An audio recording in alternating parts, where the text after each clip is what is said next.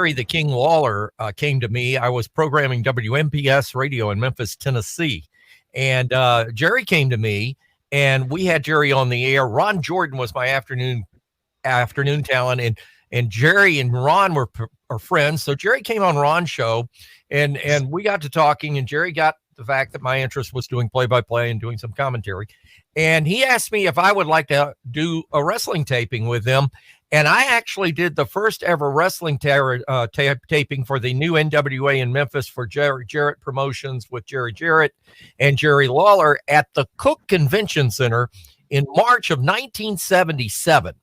And I did 4 shows for them. And then they hired Lance Russell away from Channel 13 TV, who I knew not only from the wrestling business, but from the broadcast business as well. I was a program director on the radio side, he on the TV side. And so we knew each other by then, but they brought him over as a full-time wrestling announcer. So my job was preempted. Well, I get to Nashville. I go to work for Nick Galush. Your dad, Ronnie West, was refereeing for Nick and working and doing some of the booking as well back then. And Jerry Jarrett, when he took over the territory, knew that I had helped them out in Memphis. So I sort of became the third announcer for Jarrett and Jerry Lawler, living in Hendersonville, living literally about 3 blocks away from Jerry Jarrett. My house and his house on Bonita Parkway were about 3 blocks away. Of course, he had a great house. I had a little house. And so I started doing some things at his house and then at TV on Wednesday nights in Nashville. And then he came to me, called me, and asked me to come to his house one day. And he said that he was going to do a promotion in cooperation with Georgia Championship Wrestling out of Chattanooga. I was excited about it because Bill Dundee, who I'd worked with, and Bill was one of the best and smartest bookers ever was in my estimation in the wrestling business. And it was just an exciting opportunity. And I said, yes, let's do it. And that's how it came to be. Now, did you when you came there, did you know that the partnership with Ole Anderson, that Ole was going to be in charge? Not really Jerry Jarrett, but Ole Anderson was going to be in charge of it?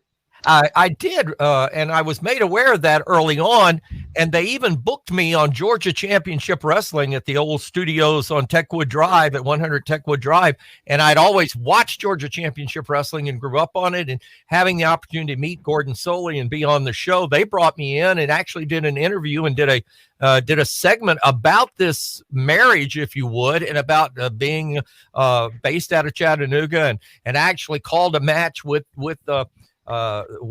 Gordon Soley, which of course Gordon was awesome and I was awful. And at the end of the show, got to talk to Gordon, and he needed a ride to the airport.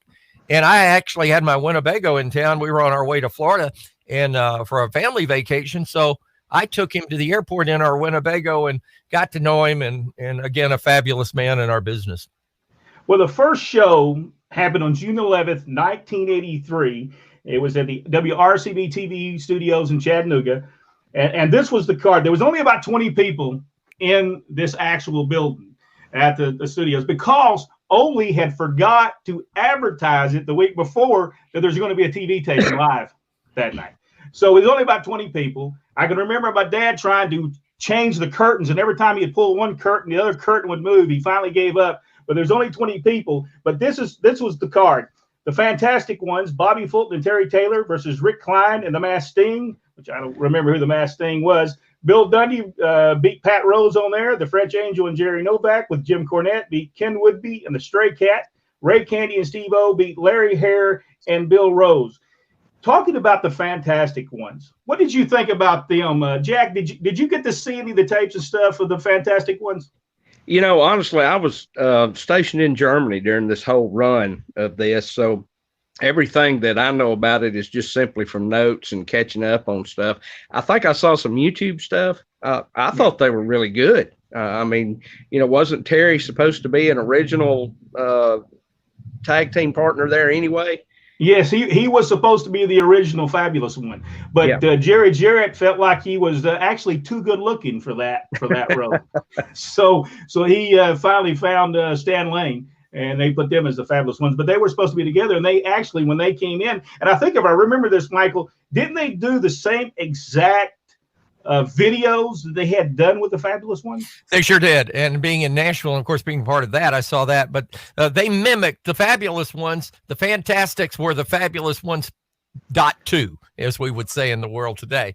And so as a result, and working with Bobby, they were smaller, when Stan Lane and Steve Kern worked together. They weren't big men, but they had a little finesse about the size. They were a little bit bigger. The Fabulous Ones looked more husky, I guess you might say, whereas the Fantastics were a little smaller, very much in the Bill Dundee vein of quick, fast guys that worked in a hurry, and they were Tommy and Bobby made a heck of a team.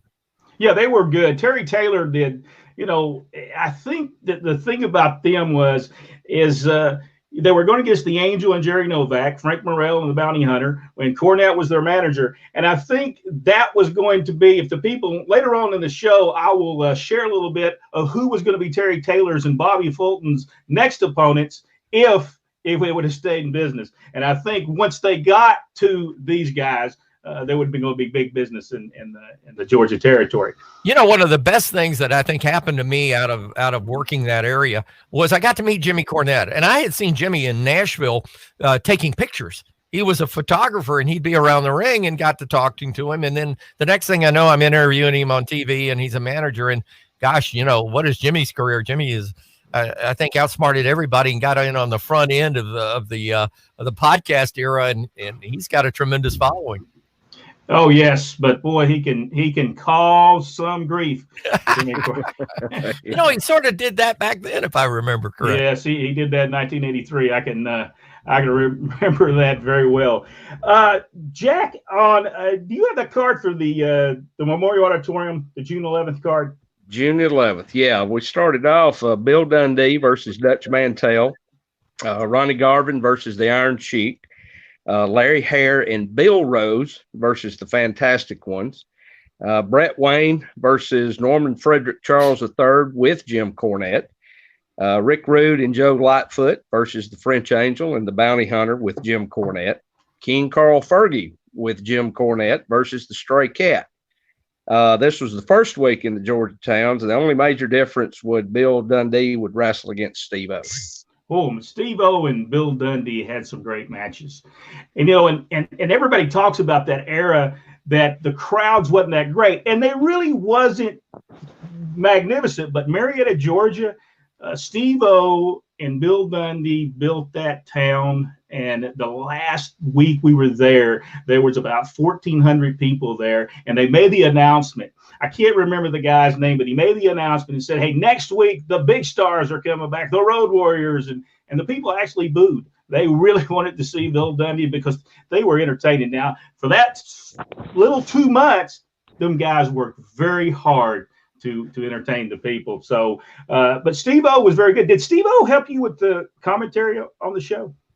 Steve actually did a couple of times, and was very proficient. And I always thought that as color commentators or professional wrestlers that join an announcer to be because I'm not a wrestler, I'm an announcer, and it added a lot to it. And Steve was a very, very smart fellow, and I always thought that he had a career once he stepped out of the ring. If he wanted to step behind the microphone, that he'd do a great job. But he was very, very astute. Well, let's talk about Jim Cornette just for a moment, because Jim Cornette, he actually managed almost half of the wrestlers that was on the card. King Carl Fergie, Jerry Novak, Norman Frederick Charles III, and King Carl Fergie. And that was almost half of the time, because I think there was only 7 heels on it, and there were 7 baby faces that were full-time wrestlers. So he actually took her. What did you think? Cornette was a man that was able to really generate a lot of heat in a very short time that he was working for Georgia Championship Wrestling Superstars. Jimmy Cornette never met a man he didn't hate. I mean, let's be honest with it. And it was funny because I can remember a comment that Bill Dundee, and he said, "Man, you've got more. You're on TV more than anybody else. You're dominating the show."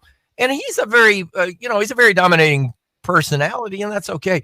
But the thing that Cornette brought was a levity, but a seriousness. And that's the great thing about Jimmy. Jimmy can be funny as heck, and then 5 seconds later, hit somebody with a tennis racket. And he probably does that as well as anybody has ever done it in this business, in my opinion. Yep. Yeah, Jimmy was really good. That was his rookie year that year, and I really enjoyed seeing Jimmy Cornette.